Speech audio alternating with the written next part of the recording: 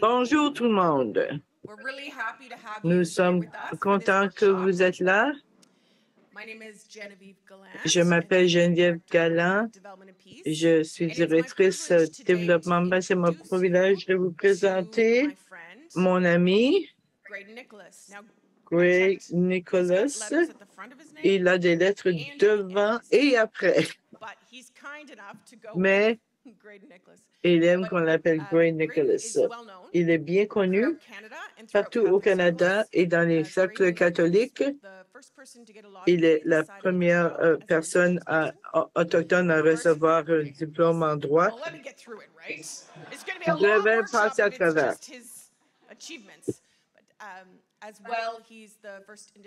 Et la première personne autochtone choisie pour une cour provinciale, elle a été juge et lieutenant-gouverneur pour la province du Nouveau-Brunswick, le premier autochtone.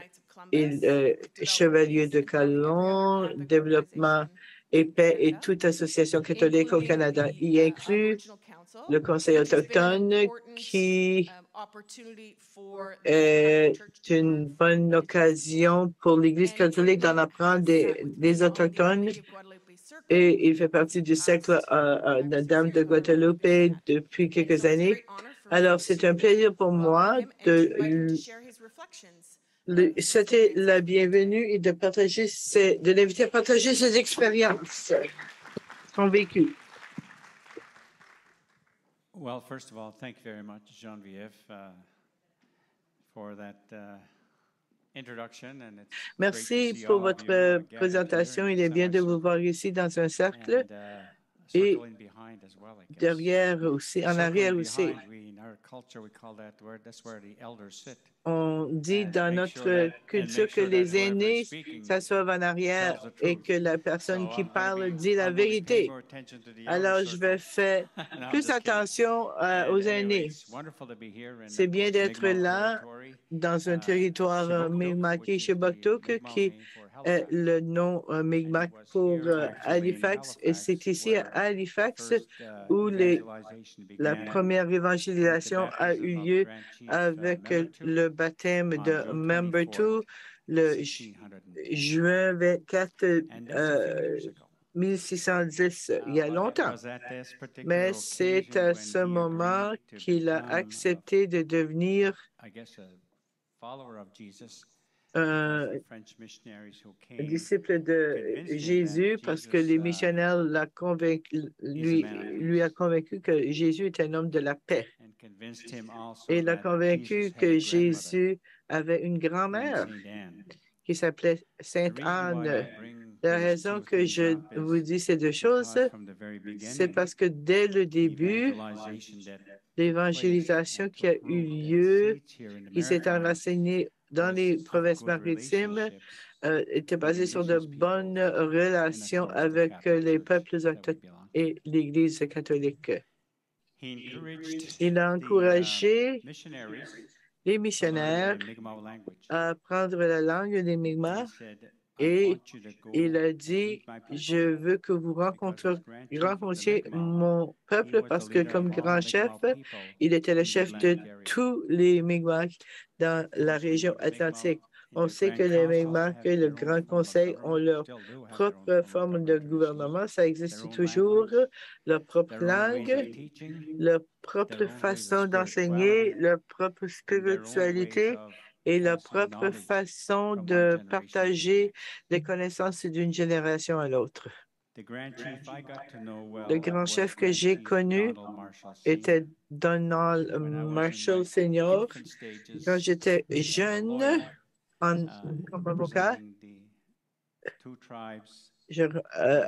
avec les deux Premières Nations, les Mi'kmaq et le Wolastoqey, dans le temps, on nous appelait des Malicites, et un chef de la Lennox Island, Sark, qui a décidé de faire partie de notre groupe.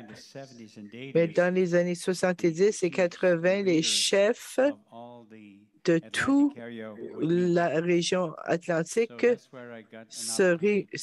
réunissaient régulièrement. C'est là que j'ai eu la chance de connaître le grand chef Donald Marshall Sr.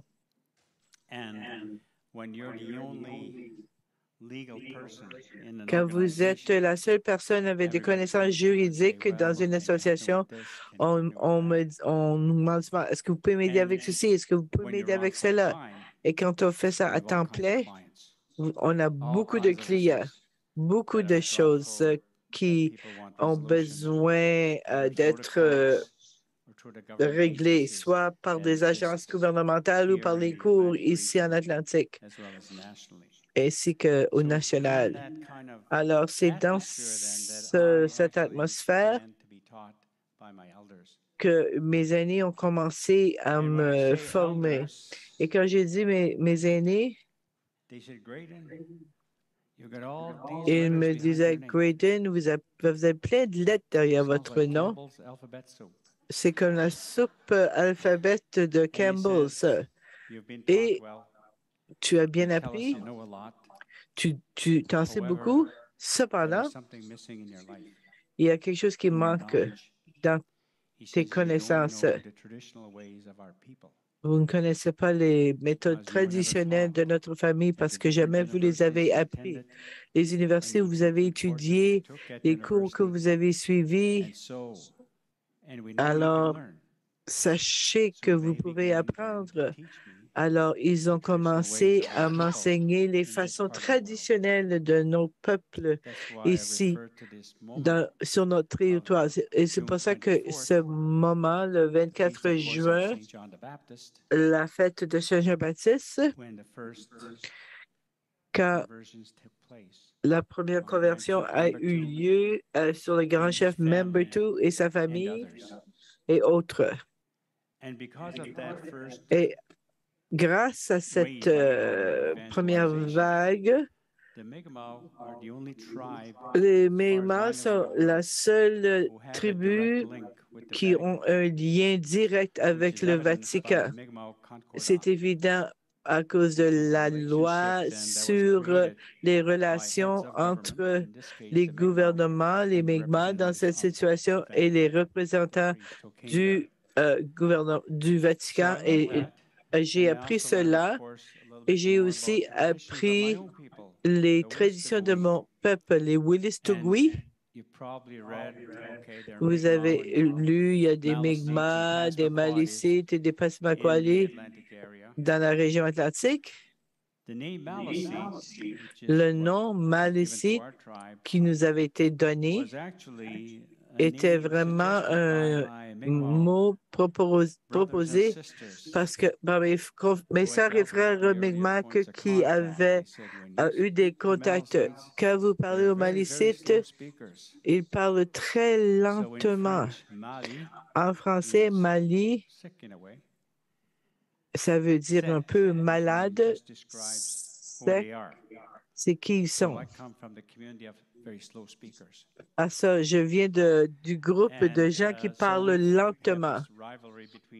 Alors, il y a des compétitions entre les Premières Nations. Nous avons nos frères et nos sœurs de Penobscot et de Passamaquoddy qui vivent dans la région ouest du Nouveau-Brunswick et dans l'État du Maine. Et avant le contact européen, nous avions notre confédération, la confédération Walinaki, ce qui veut dire voici où le soleil se lève et Waba qui nous sommes, parce que nous sommes ceux qui voient le soleil en premier à chaque jour. Alors, c'était il y avait des aspects culturels, économiques, sociaux entre les Premières Nations pour survivre, pour vivre des terres. C'est la terre qui nous a appris comment survivre. Notre spiritualité est vraiment ancrée dans notre façon de vivre à cause de la terre et la mer et tout ce qui ressort de ce qu'on appelle la mère nature. Alors, c'est ce que j'apprends. J'ai appris et je ne sais pas si j'ai été un bon élève, mais si j'oublie quelque chose, la deuxième rangée va me le dire. Graydon, je suis contente que ma femme est en avant et pas en arrière.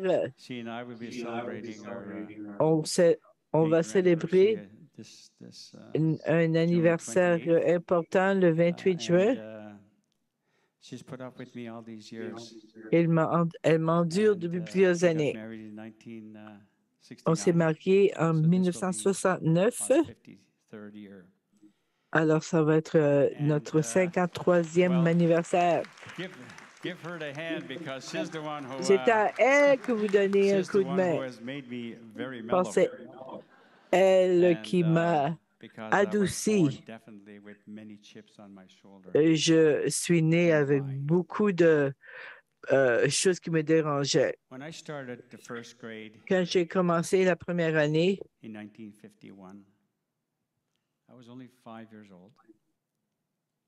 j'avais 5 ans. Et à la fin du mois de juin, quand on recevait notre bulletin, j'ai reçu mon bulletin, je l'ai apporté chez nous. Et elle a dit, je veux voir ta carte, ton bulletin. Elle a dit, oh non. Est-ce que j'ai pris le mauvais bulletin?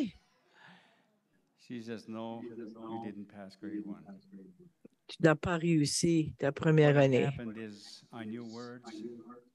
Je savais les mots, mais je ne pouvais pas lire. Alors, je ferai l'Express Tim Hortons, je vais réessayer. Alors, l'été de 1952 a été difficile pour moi dans ma communauté parce que les gens se moquaient de moi. Il a échoué la première année. Et quand ton nom est Graydon, un jeu de mots anglais, grade, did you grade? Alors, quand on entend ça dans sa propre communauté, ça crée des doutes et ça nous mène à se douter et à être un peu fâchés.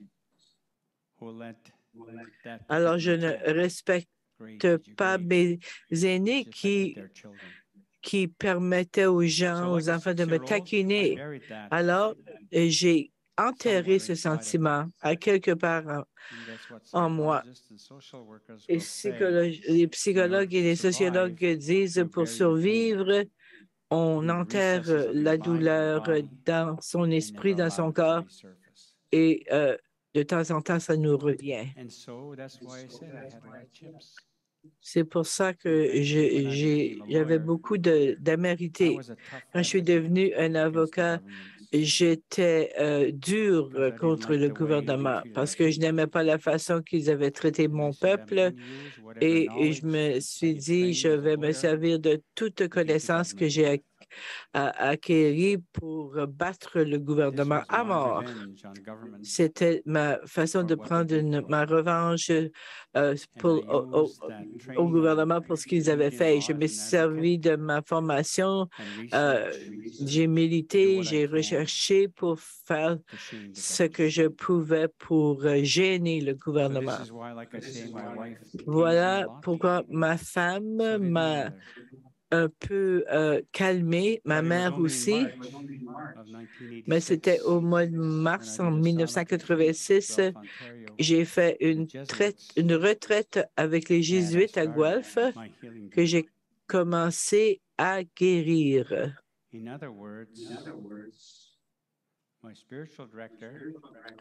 Mon directeur spirituel, la bonne femme qu'elle est ou qu'elle était, elle dit, Graydon, il y a quelque chose qui te dérange? J'ai dit, je ne sais pas ce que c'est. Tu ne m'as pas parlé de ta vie. Qu'est-ce qui t'a causé cette douleur? Des rappels à 1952. Je lui ai expliqué que j'étais blessé quand j'avais 6 ans.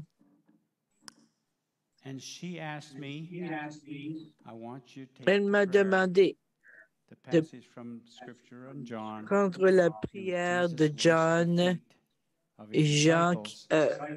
où Jésus lave les pieds de ses disciples, même celui qui allait être son traître. J'ai dit non, tu taquines.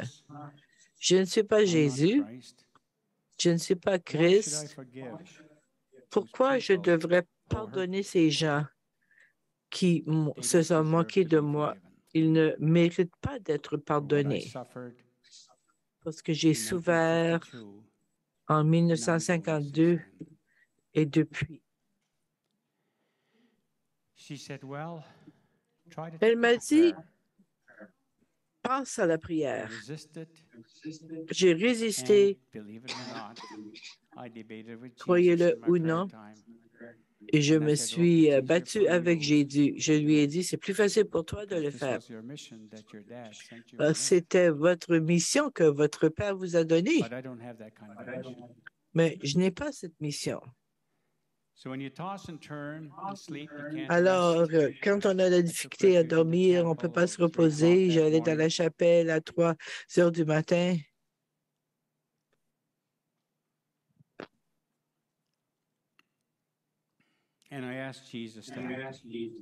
Et j'ai demandé à Jésus de m'aider.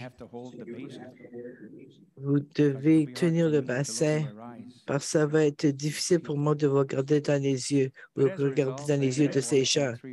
Mais j'ai fini par laver 300 paires de pieds de 3 heures du matin jusqu'à 5h30 du matin. Bien dormi. Le lendemain après-midi, ma directrice spirituelle a dit, Wade Graydon, maintenant, je veux qu'il te lave les pieds pour que vous pouvez être entièrement pardonné. La majorité de ces gens étaient morts. Ben, je l'ai fait. Et je les encourageais. Graydon peut le faire, vous pouvez le faire, faites-le avant que l'eau soit trop froide. Alors, même en prière, on doit avoir un sens d'humour pour pouvoir être humble, pour pouvoir réaliser que vous êtes là pour une raison. Le Seigneur vous a créé pour une raison du moment que vous avez été conçu jusqu'à votre vie quotidienne. Voilà pourquoi j'ai quitté cette retraite en mars 1986 avec une vie renouvelée. Où je sais, malgré la douleur que je ressens, il y a toujours une façon de porter fruit avec ce sentiment pour ne pas écraser l'esprit à l'intérieur comme ça l'a fait pour moi pendant plusieurs années. Et puis, ce n'était pas important si je gagnais ou si je perdais en cours. Je partageais mes capacités de militant dans un mouvement politique, juridique, tout milieu où on doit avoir espoir. Voilà pourquoi j'aime votre devise, créer l'espoir, nourrir l'espoir. Votre association crée l'espoir, crée des occasions en vous regroupant une réunion d'esprit, de cœur, de volonté pour que vous passiez au-delà de vous-même, que vous agissez au-delà de vous-même, parce que vous êtes là pour représenter des gens qui n'ont aucune voix, des gens qui n'ont aucun pouvoir, les gens qui sont à différentes étapes dans leur vie, de vous rejoindre pour que vous puissiez les aider. Voilà la beauté de votre mission.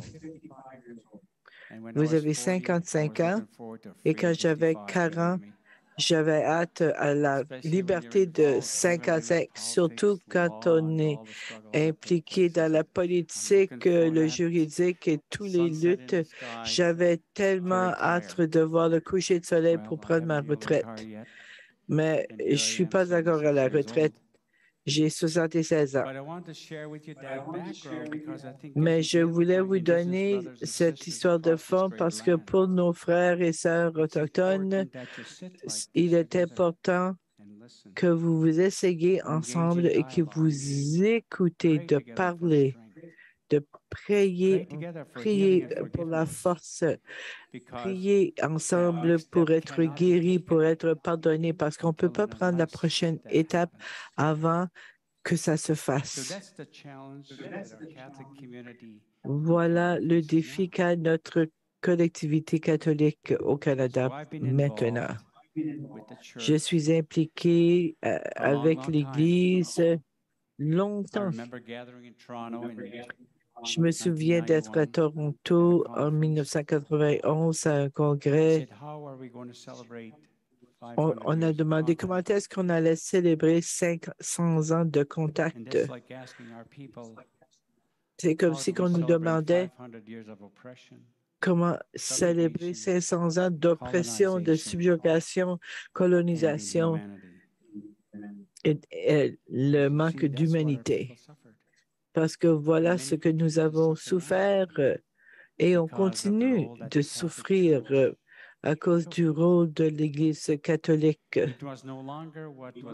Ce n'était plus ce qu'on avait vécu par le grand chef Membertou en 1610 quand on lui a dit que Jésus était un homme de la paix, que Jésus était un homme d'amour, que Jésus a une grand-mère et un grand-père. Mais le peuple indigène, on respecte beaucoup la grand-mère parce que la grand-mère avait plus de patience avec les enfants. Alors, Sainte Anne devait être très patiente avec Jésus dans son enfance. Mais c'est une des choses qui m'a convaincu. L'autre chose, les premiers missionnaires savaient qu'ils devaient identifier Jésus comme étant autochtone. Sinon, pourquoi le suivre? En tant que catholique, on sait ce qui s'est passé avec l'incarnation. Pourquoi Jésus est devenu humain? Le catéchèse que j'ai été enseigné, vous aussi, peut-être avec de plus grands mots maintenant, ils ont dit, Jésus est indien. Jésus est autochtone, il est Mi'kmaq, il est Wolastoqiyik, il est un de nous. S'il est un de nous, on apprend à le connaître comme notre grand frère. Alors, voilà comment on a vécu au début. Malheureusement et tristement, ce trajet a pris des courbes horribles et l'Église catholique au Canada a créé un partenariat avec le Canada pour créer les écoles résidentielles, les pensionnaires. Ils ne nous ont pas demandé comme peuple Wisiwak et Mi'kmaq ou tout autre peuple autochtone de ce pays. Est-ce que vous êtes d'accord qu'on vous enlève vos enfants, on les envoie à des centres d'éducation pour qu'ils soient comme nous? Si on regarde l'évangélisation, est-ce que Paul a dit aux Grecs, envoyez vos enfants, les enlever de leurs enfants, de leurs bras, de leur peuple, de leur culture, de leur tradition? Non. Comment se fait-il qu'ils ont dit que c'était correct de coloniser les peuples indigènes, les peuples autochtones? Pourquoi? Parce qu'au début, ils pensaient qu'on était des païens. Ils ne comprenaient pas nos façons spirituelles. Ils ne savaient pas qu'on avait une culture au gouvernement, un système d'éducation et des relations entre nous pour s'entraider. On n'avait pas besoin des 10 commandements. On n'avait pas besoin du sermon du mont. On on l'apprenait dès le début. Mais par contre, à un moment donné, ils ont pensé que nos valeurs spirituelles n'étaient pas assez bonnes pour suivre Jésus. Et le gouvernement voulait éliminer nos gens pour qu'ils puissent se développer. Ils ne seraient pas là où on voulait installer les voies ferrées, des industries, etc. On parle de découverte, les documents qui étaient là pour justifier que les Européens pouvaient coloniser nos peuples sans avoir peur parce qu'ils avaient la loi de leur côté. Imaginez des enfants de 5-6 ans qui étaient enlevés des bras de leurs parents, de leurs grands-parents, de leur communauté, envoyés à des places lointaines en leur disant qu'ils voulaient les éduquer. Et le moment qu'ils y arrivaient, ils ne pouvaient pas parler leur langue, ils ne pouvaient pas exprimer leur culture, ils ne pouvaient pas, comme frères et sœurs, d'avoir des interactions. Et ils étaient dans des écoles 10 ans parfois plus longtemps. Imaginez l'absence d'amour dans le cœur et l'esprit de ces enfants parce qu'ils n'ont pas été élevés dans une famille. Alors, comment apprendre à être une mère ou un père? Comment savoir? Que faire? Comment vivre avec cette douleur, cette souffrance, cette humiliation, à cause d'abus, de punition au nom de Jésus-Christ? Vous pouvez voir que pour vivre avec ces douleurs, on est devenu dépendant d'alcool et de stupéfiants. Alors, des familles dans ce pays qui ont des problèmes intergénérationnels, pas créés par nous, mais par les gens en pouvoir, notre Église, pas seulement les catholiques, hein, parce que les anglicains, l'Église unie, les presbytériens et même les baptistes on pensait que leur Dieu était meilleur que notre Dieu. Même si parmi eux, toutes ces églises ne pouvaient pas croire qui était le vrai Dieu. Et avaient créé plusieurs églises et pensaient que notre peuple allait se demander, est-ce que Jésus a des catégories, des différents groupes? Vous pouvez imaginer que c'était troublant pour les gens. Pourquoi? Pourquoi? Alors, cette douleur revient à la surface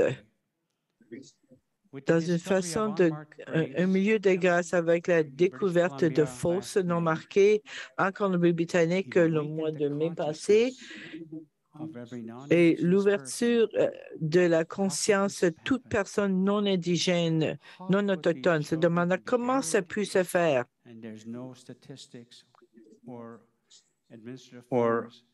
Comment ces enfants peuvent-ils être enterrés sans qu'il y ait des statistiques, des formulaires administratifs qui expliquent ce qui s'est passé? Leurs parents et leurs familles n'ont pas été avisés du décès des enfants. Ils ne sont jamais rentrés à la maison et leurs familles n'ont jamais su ce qui s'était passé. Et pourtant, ce qu'on disait aux parents, c'était on va prendre vos enfants, on va les éduquer, leur enseigner, les civiliser, ils vont revenir par après. Trop d'enfants ne sont pas rentrés. Et parmi les enfants qui sont rentrés, c'est les réalités intergénérationnelles auxquelles font face les Autochtones dans notre pays sont réelles. Elles existent encore. Vous n'avez qu'à regarder les statistiques. Les taux de suicide chez les personnes autochtones, les communautés autochtones qui sont les plus élevés. Regardez les statistiques en matière de dépendance chez les Autochtones. Tout ce que vous avez à faire, c'est regarder les statistiques par rapport aux populations carcérales, les hommes, les femmes autochtones dans les prisons. Pourquoi? Pourquoi? Les racines remontent à très, très loin. Plus de 300 ans de colonisation. Quand on est traité comme personne, comme si on est personne, c'est comme être ridiculisé par sa propre communauté. Moi, je l'ai caché, comme je vous l'ai confessé. Je suis devenu un homme très amer. Une chance que j'avais une femme extraordinaire, une merveilleuse femme pour m'aider dans mon rétablissement. Je ne suis pas allée au pensionnat. Et c'est important. Vous comprenez ce que je vous explique. Beaucoup de choses ont été écrites. Maintenant, vous êtes au courant des 94 appels à l'action. Vous êtes au courant du fait que les systèmes d'éducation contrôlés par la province n'enseignent pas aux élèves tout ce que je vous ai dit. J'enseigne à l'Université Saint-Thomas et j'enseigne au sujet des enjeux autochtones et les étudiants viennent à notre université et plusieurs d'entre eux ne sont pas au courant de ce que je viens de vous expliquer.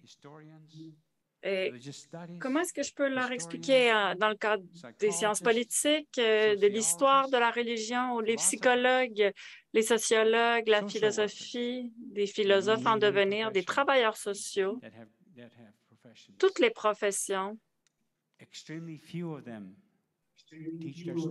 Peu d'entre eux, peu des professeurs dans ces disciplines enseignent à leurs étudiants la réalité des écoles résidentielles, des pensionnats. Pendant mes 3 années en droit, de 68 à 71, je n'ai eu qu'un seul cours qui mentionnait les Autochtones. Jamais l'histoire des terres qui ont été enlevées. Nous étions presque comme des prisonniers. Quand j'ai étudié, quand j'ai fait ma maîtrise à Laurier en travail social de 72-74, dans mes 2 années d'études, il n'y avait aucune mention des douleurs infligées aux Autochtones. Donc, nous avons beaucoup de rattrapage à faire. Je ne sais pas quel type de parcours professionnel vous avez. Je ne connais pas vos associations religieuses ou les agences gouvernementales dont vous faites partie, mais vous êtes impliqués dans cette question. Vous êtes impliqués parce que vous êtes des êtres humains. Vous êtes impliqués parce que vous avez les gens à cœur. Vous êtes impliqués parce que vous avez probablement des frères, des sœurs, des enfants, des petits-enfants, peut-être des arrière-petits-enfants qui ont besoin de savoir ce qui s'est produit au Canada de 1610 à nos jours. Vous devez le savoir et leur parler de ce que vous entendez ici aujourd'hui. Pas juste de moi, il y a toutes sortes de ressources. Si vous allez dans les cafés branchés, vous pouvez dans ces cafés leur dire « Ah, il y a la journée du T-shirt orange le 30 septembre. Qu'est-ce qu'on peut faire? Il y a la journée autochtone nationale mardi prochain. Comment célébrer cette maison? » Dans notre foi catholique, nous avons la journée nationale de prière et de solidarité avec les peuples autochtones qui est célébrée chaque année. C'est drôle d'en arriver ici parce que quand je me suis mise à m'impliquer en 1998 jusqu'à 2004 dans le Conseil apostolique avec des organisations religieuses, des laïcs et des peuples autochtones, c'était une grande lutte. La première chose que nous avons fait, c'est enlever la table et s'asseoir en cercle. Parce qu'en cercle, mathématiquement, chaque point du cercle, autour du cercle est nécessaire. Si nous ne sommes plus en cercle, ce n'est plus de l'égalité. Et c'est ce qui était difficile pour nous dès le départ, de convaincre les autres de s'asseoir dans un cercle. Vous m'écoutez, je l'apprécie, mais dans un cercle, une personne parle et toutes les autres personnes écoutent avec grande discipline parce qu'on doit attendre notre tour et quand notre tour arrive, on oublie ce qu'on voulait dire à la personne. Mais toutes les voix sont également importantes au sein d'un cercle lorsqu'on partage. C'est pourquoi notre peuple traditionnellement veut s'asseoir en cercle. L'âge ne compte pas, le genre ne compte pas, l'éducation, les qualifications professionnelles, nous avons des cercles d'égalité. Et c'est en cercle que nous célébrons notre spiritualité. Je demandais à Geneviève, je lui disais, « Wow, qu'est-ce que tu me donnes ici? » Donc, en cercle, on passe une pierre ou une plume ou une carte qui vient de m'être donnée par le cardinal et on disait, « Voilà, c'est à ton tour de parler. Garde cela. » Et c'est comme ça que notre peuple existait. C'est notre spiritualité. Notre spiritualité, nous commencions chaque cercle avec une prière et fermions le cercle avec une prière, de la gratitude, évidemment pour nous, de la gratitude envers Dieu. Rapidement, ça revient. Le Conseil autochtone que j'ai joint en 1998, qui a changé de nom pour le Cercle de Notre-Dame de la Guadeloupe. Et mon ami ici, à ma gauche, il siège et d'autres personnes, et nous discutons en cercle de ce que nous pouvons faire. C'est dire, les peuples autochtones sont aussi faits à l'image du Créateur, de Dieu. Le chapitre d'ouverture de la Genèse, ce qu'il nous dit, Dieu n'a pas exercé de discrimination. Dieu a dit, et les êtres humains sont faits à mon image. Donc, pour les Autochtones, nous sommes faits à l'image de tous et chacun d'entre vous. Nous ne sommes pas meilleurs, nous sommes les mêmes. Nous avons nos propres fragilités. Parfois, elles sont bien cachées.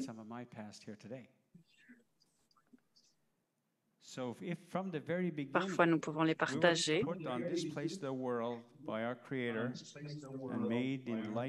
Donc, si nous avons été placés ici dans le monde par notre Créateur, à l'image de notre Créateur, c'est peut-être un chapitre qui manque de la Bible.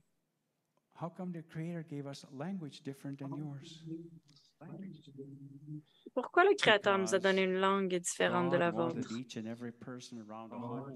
Parce que Dieu voulait que chaque personne autour du monde puisse communiquer les uns avec les autres. Et voulait également s'aider les uns les autres. Et il n'y a pas une langue qui est plus importante qu'une autre.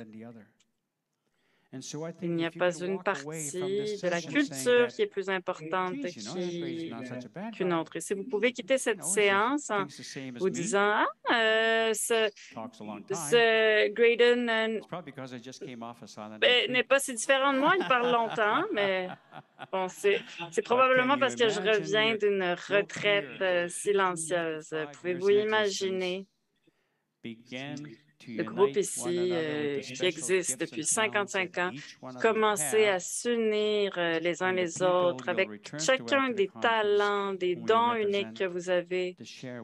Imaginez les personnes envers qui vous allez revenir à la fin de la conférence. Vous allez partager avec eux ce que vous avez vécu ici à Halifax. Vous pourrez leur dire, savez-vous que c'est l'endroit où le premier baptême a eu lieu? Le 24 juin 1610. Wow, c'était qui? C'était le grand chef Membertou. Et les missionnaires ont dit aux Mi'kmaq que Jésus est Mi'kmaq Jésus est russique, oui. Évidemment, nous savons que Jésus est grec, Jésus est français. Jésus, c'est toutes ces personnes qui sont créées dans le monde. Nous sommes des frères et des sœurs dans cette planète et nous sommes sur ce que nous appelons la Terre-Mère. C'est pourquoi c'est important pour vous de continuer à créer de l'espoir les uns avec les autres. Marcher avec nos frères et nos sœurs des autres communautés autochtones. Nous ne pouvons pas marcher seuls. Nous avons besoin les uns des autres. Et la seule façon à vivre dans la liberté, l'égalité, c'est en vivant ensemble. Sinon, nous allons laisser des personnes derrière. Nous allons penser que les gens ne sont pas assez bons. Et donc, ce parcours de résiliation, pour moi, c'est un moment de grâce. Et nous étudions les Écritures saintes et nous savons que la grâce vient de Dieu. Dieu fournit la grâce. En tant qu'individu, nous devons être prêts à accepter cette grâce. Dans les retraites silencieuses, dans la retraite silencieuse que j'ai vécue, j'ai fait l'expérience de plusieurs moments de grâce. Je devais être en silence pour entendre la parole de Dieu. Et cette semaine, j'ai participé à environ 30 retraites. Et cette semaine, la retraite portait sur les souvenirs. Les souvenirs de passages de la Bible en lien avec les personnes. C'est la première fois que j'ai vécu une retraite sur ce thème. C'était probablement en préparation pour ce moment. Je sais que nous sommes censés avoir une période de questions-réponses, mais encore une fois, je veux dire une dernière chose. Pour vous. Si vous avez lu ce que le pape François a dit le 1er avril à Rome, vous allez voir comment son esprit a changé quand il a entendu les voix des survivants des pensionnats. Les prêtres, les cardinaux et les évêques n'arrivaient pas à le convaincre de venir au Canada. Ce sont des Autochtones qui y sont allés et qui lui ont parlé de leur souffrance. Et le pape s'est reconnu dans les valeurs autochtones. Il a même fait référence aux grands-mères. Il a parlé de notre culture, nos traditions, notre spiritualité et a presque mentionné la Terre-Mère. Mais vous savez, quand le pape François a pris la parole en Bolivie, il a parlé de la Terre-Mère 8 fois. Il l'a mentionné 8 fois. Je lis ces choses-là, c'est comme ça que je le sais. Donc, il y a beaucoup d'espoir. Nous avons beaucoup d'attentes à son égard pour sa prochaine visite. Nous savons qu'il n'est pas en santé, qu'il ne peut pas aller partout, mais il a besoin de vous, il a besoin de moi, il a besoin de tellement de personnes, surtout les personnes qui souffrent, parce qu'il doit présenter des excuses et dire que ça n'aurait jamais dû arriver, que c'était mauvais. En tant qu'Église, comment répondons-nous? Comment réagissons-nous? Je vais vous donner un exemple. En 1984, le pape Jean-Paul II, il était à Midland, en Ontario. Il a dit, le Christ dans son corps est indien. Le Christ dans son propre corps est autochtone.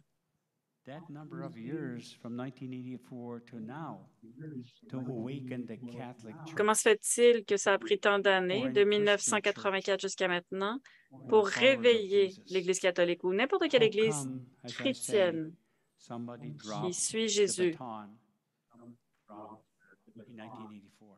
qui a échappé La question en 1984, nous ne l'avons jamais lu dans la littérature publiée par les organisations catholiques.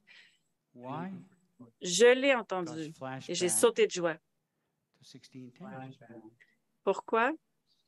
Parce que j'ai eu un flashback, un souvenir de 1610, au moment où les peuples autochtones ont entendu la même idée dans cette région. Donc, pourquoi, depuis 1984, nous n'entendons pas ces mots de la part du pape?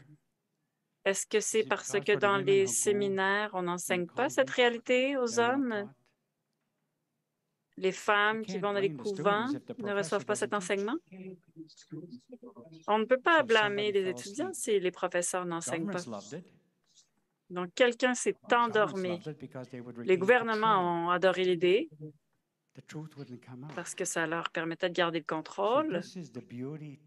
La vérité ne sortirait pas au grand jour.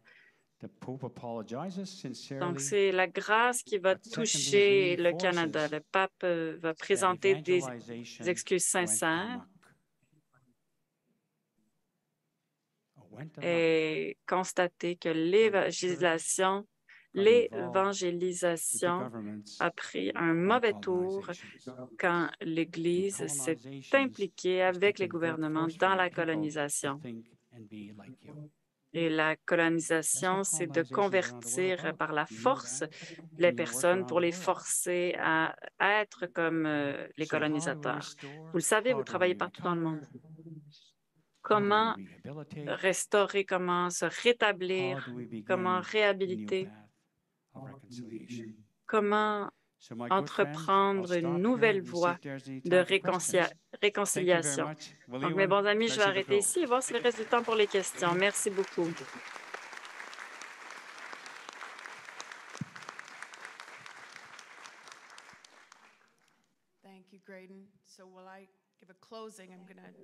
Merci, Graydon. Avant la clôture, je vais demander, est-ce que quelqu'un peut me dire combien de temps il me reste? 0 temps? Donc, pour clore, et ensuite, on va voir ce qu'on peut faire. Merci beaucoup, Graydon. J'apprécie tes paroles. J'étais dans une fête, ma première fête post-pandémique récemment, et je parlais avec une amie qui est algonquine et on parlait de la culture, les différences entre les cultures des extrovertis, de l'extroversion et d'introversion.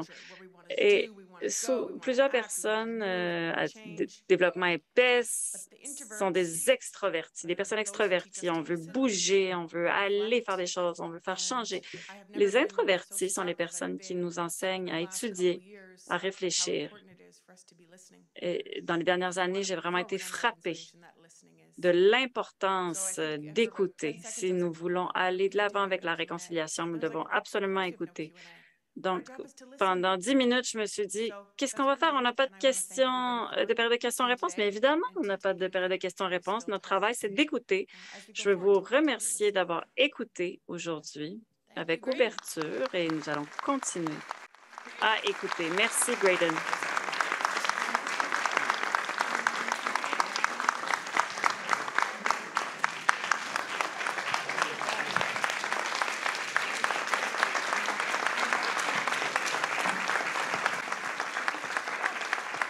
Thanks, everybody.